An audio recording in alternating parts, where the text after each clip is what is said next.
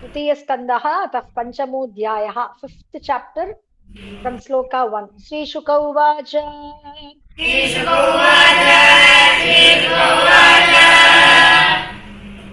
द्वारिद्युनद्या ऋषभः कुरूणा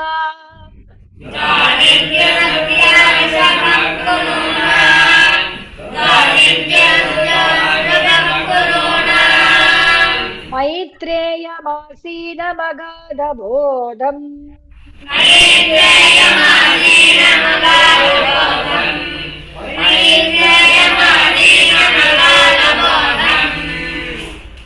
शर्ता उपसृत्याच्युत भावशुद्धः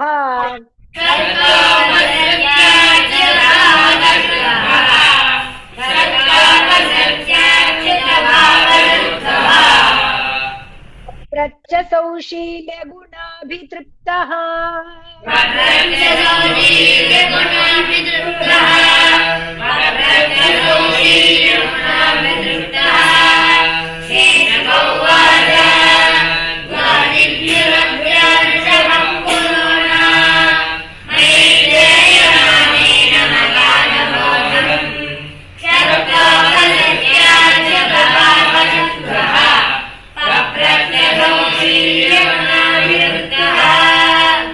विदुर उवाच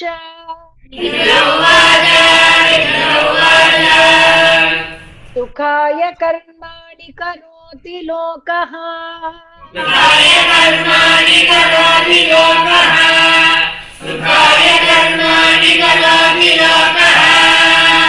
न ते सुखं वा यदुपारमं वा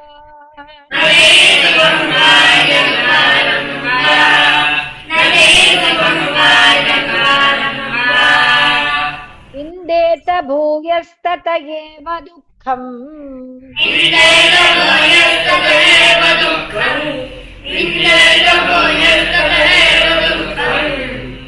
यदत्र युक्तं भगवान् वदेन्नः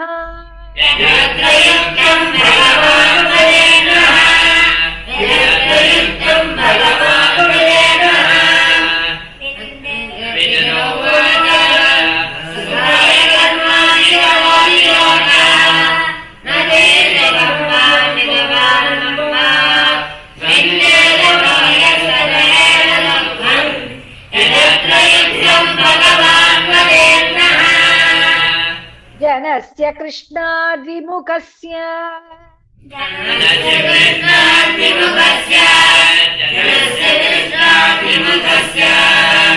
दैवाद् अधर्मशीलस्य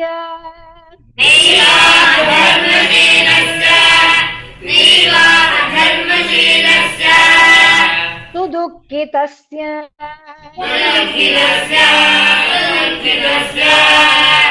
अनुग्रहायेह चरन्ति नूनम्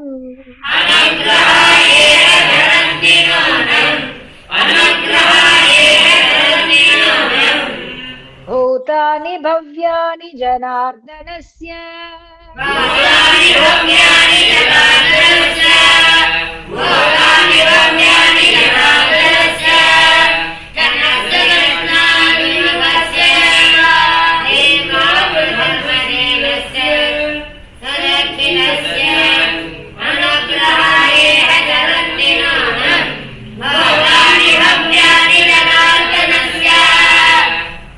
तत्साधुवर्या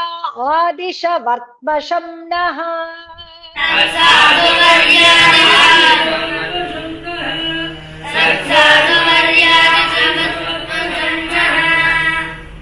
संराधितो भगवान् येन पुंसा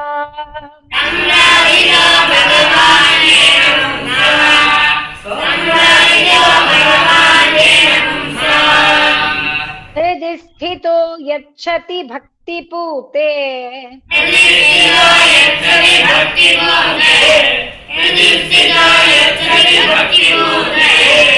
ज्ञानं स तत्त्वाधिगमं पुराणम्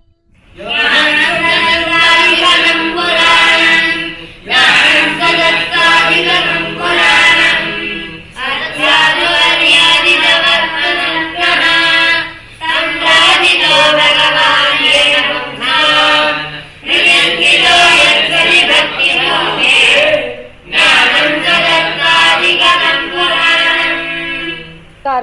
करोति कर्माणि कृतावतारः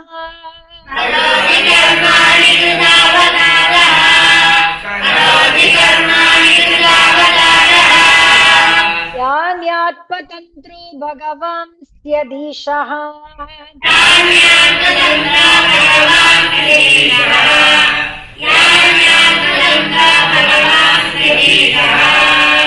यथा ससर्जाग्रहितं निरीहः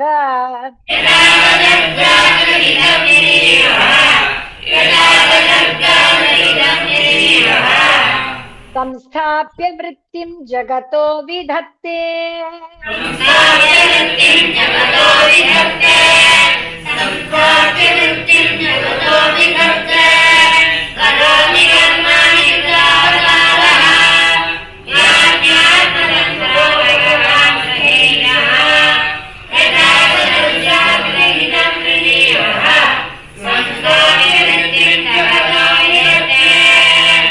यथा पुनस्वेथ इदं निवेश्य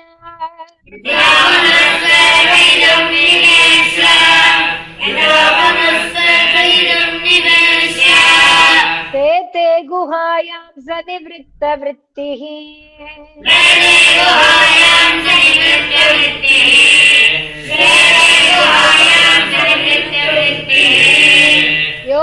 योगेश्वराधीश्वर एक एतत्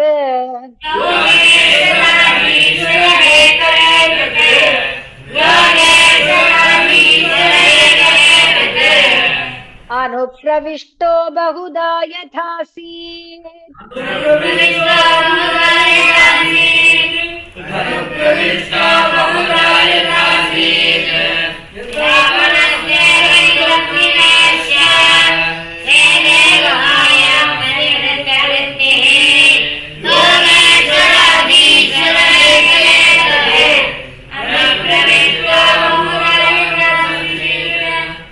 क्रीडन् विधत्ते द्विजगोसुराणाम्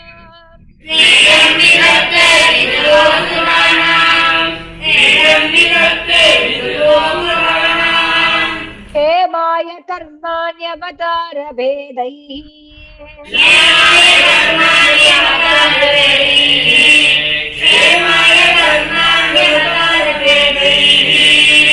मनो न तृप्यत्यपि शृण्वतां नः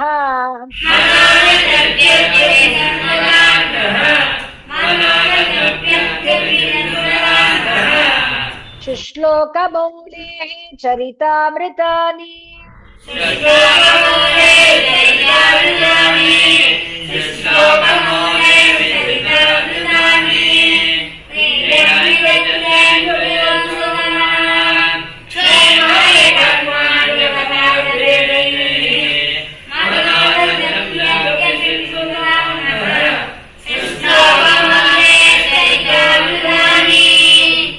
यैस्तत्त्वभेदैरधिलोकनाथः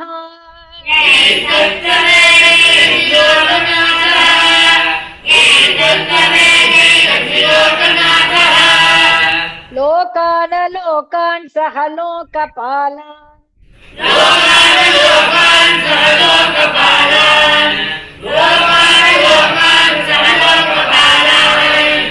अचीक्लिपद्यत्र हि सर्वसत्त्वनिकाय भेदोऽधिकृतः प्रतीतः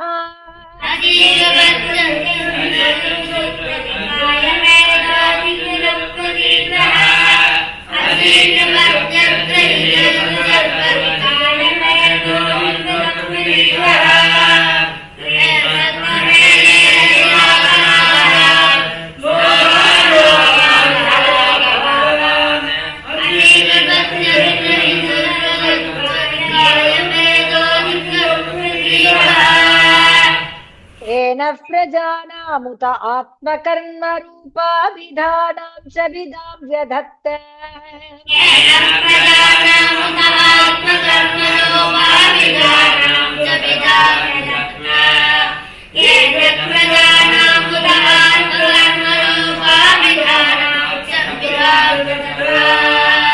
नारायणो विश्वसृडात्मयोनिरेतच्च नो वर्णय विप्रवर्य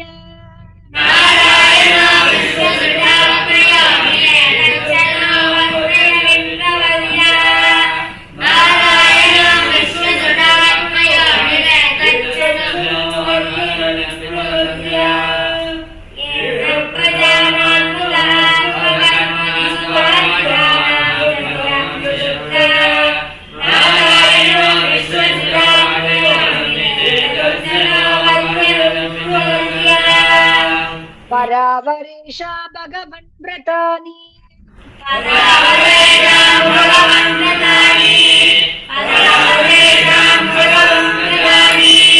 कृतानि मे व्यासमुखादभीक्ष्णम्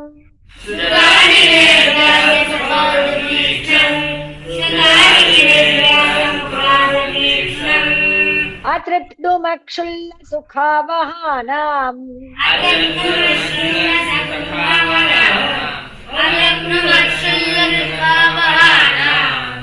तेषावृते कृष्णकथा कथावृतौघात्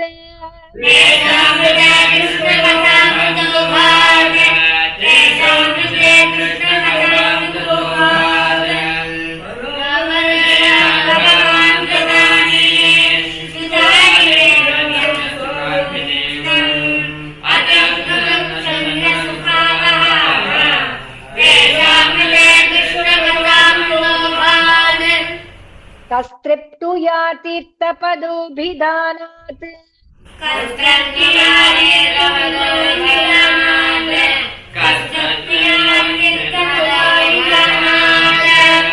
तत्रेषु वस्सूरिभिरीढ्यमानात्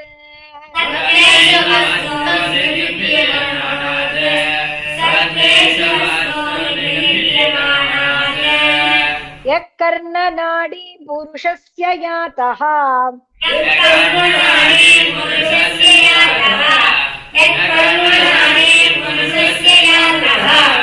भवप्रदां गेहरतिं छिनत्ति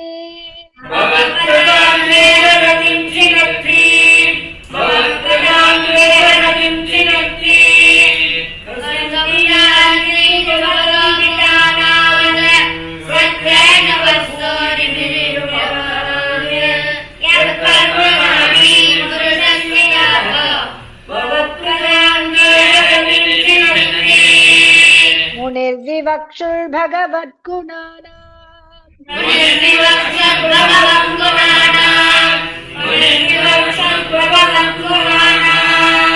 तथापि ते भारतमाह कृष्णः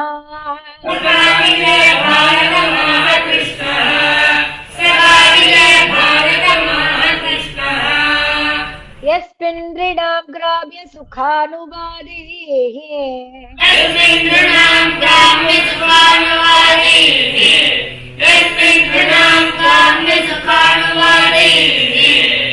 मतिर्गृहीतानुहरे कथायां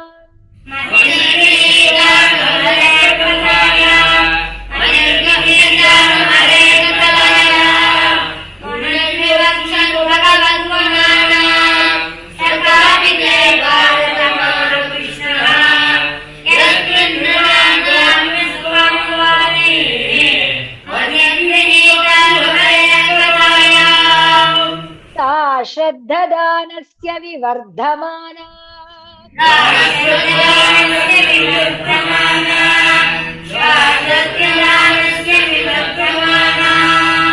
विरक्तिमन्यत्र करोति पुंसः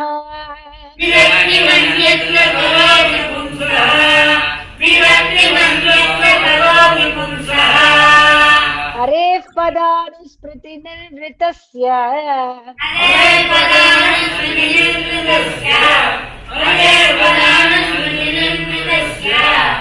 समस्तदुःखात्ययमाशु धत्ते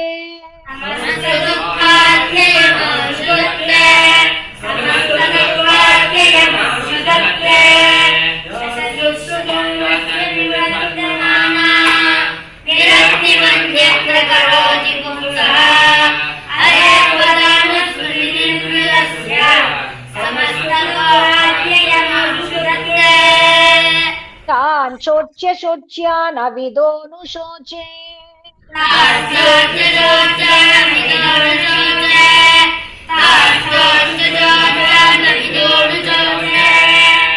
हरे कथायां विमुखा नघेन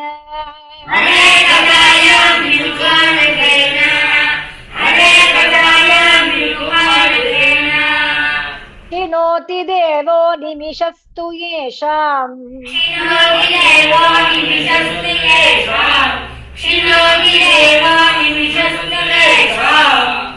आयुर्वृथा वादगतिस्मृतीनाम्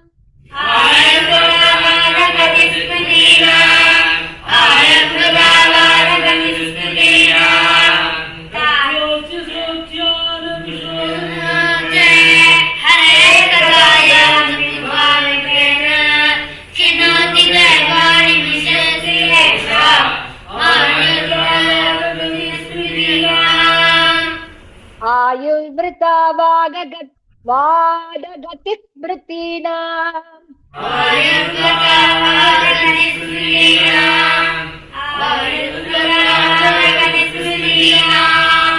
तदस्य कौशारव शर्म धातुः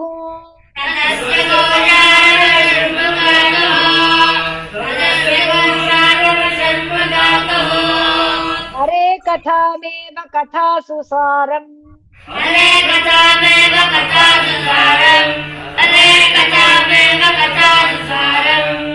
उद्धृत्य पुष्पेभ्य इवार्तबन्धो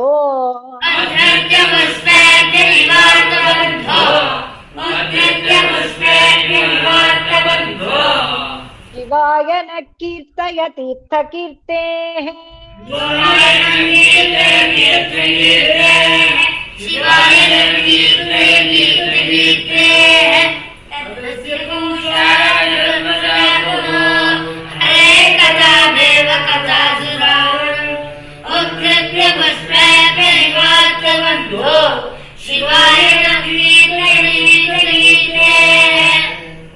विश्वजन्म स्थिति संयमार्थे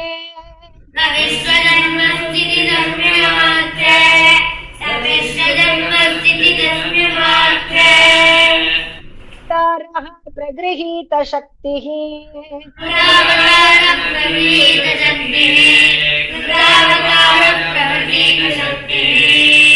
चकार कर्माण्यति पूरुषाणि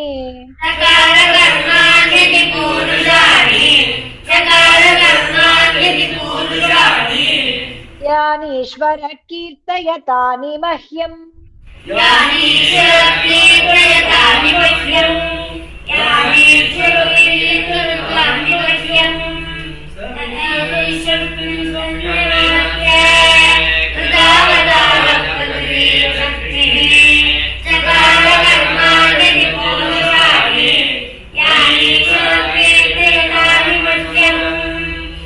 शुक उवाच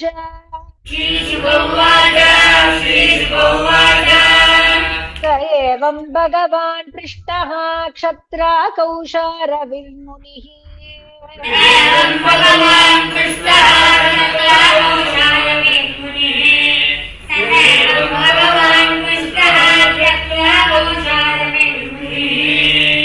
पुंसा निःश्रेयसार्थेन तमाह बहुमानयन्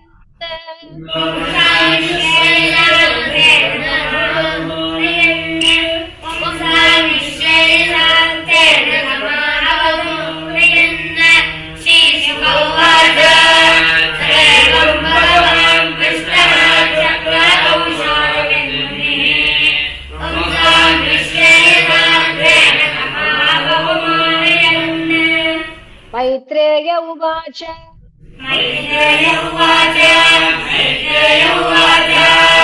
साधु पृष्टं त्वया साधो लोकान् साध्वनुगृह्णता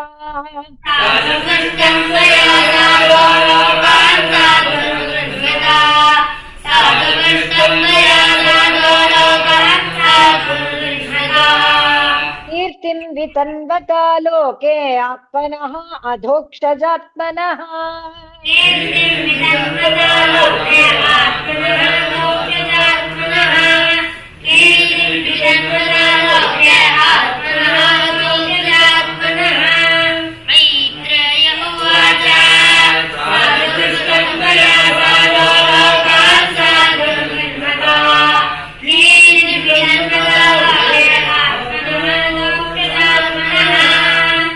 नैतच्चित्रं त्वयि क्षत्तः बादराय न वीर्यजे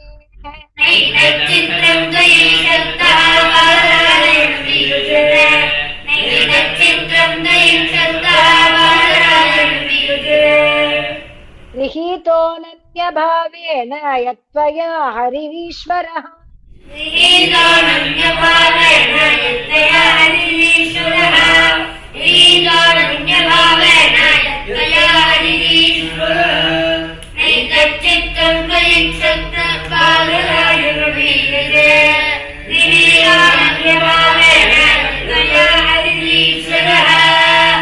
माण्डव्यशापात् भगवान् प्रजा संयमनो यमः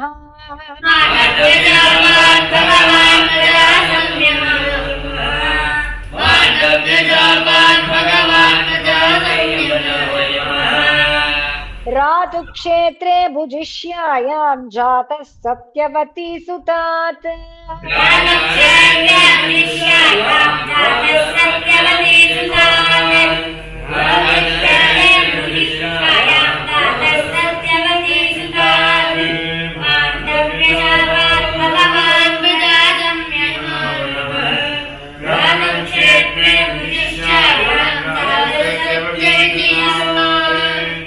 भवान् भगवतो नित्यं सम्मतः सानुगस्य च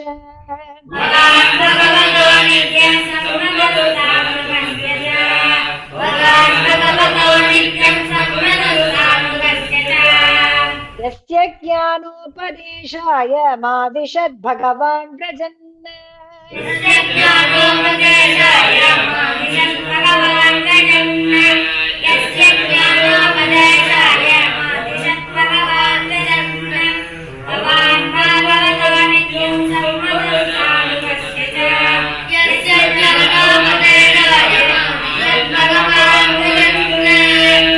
अत ते भगवल्लीला योगमायोपबृंहिताः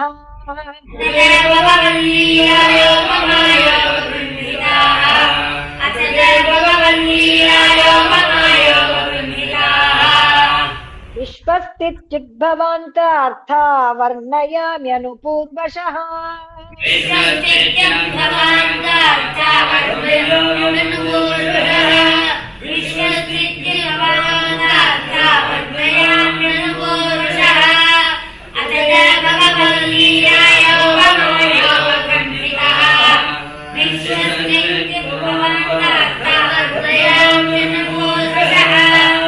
भगवानेक आसेदम् अग्र आत्मात्मनां विभुः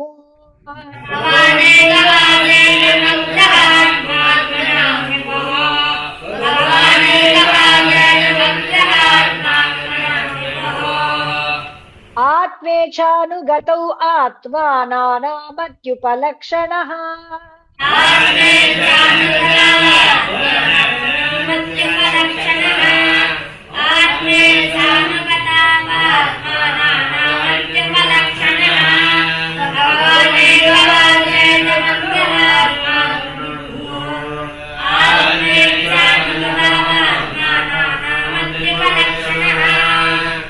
स वा एष तदा दृष्टाना पश्य दृश्यमेकराट्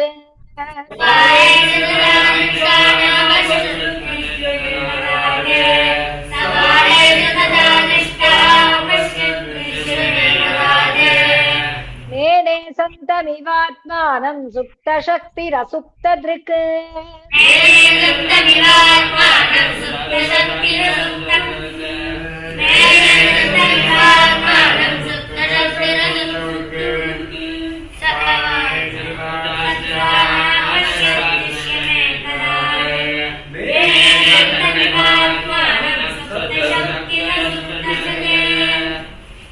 सा वा एतस्य संदृष्टुः शक्तिः सदसदात्मिका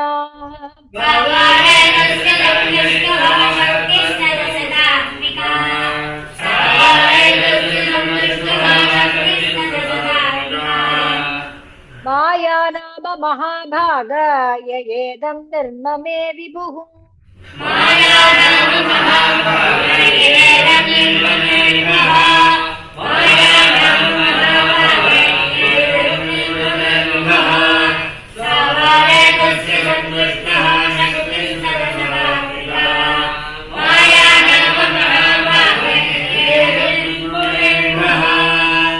श्री हरये नमः।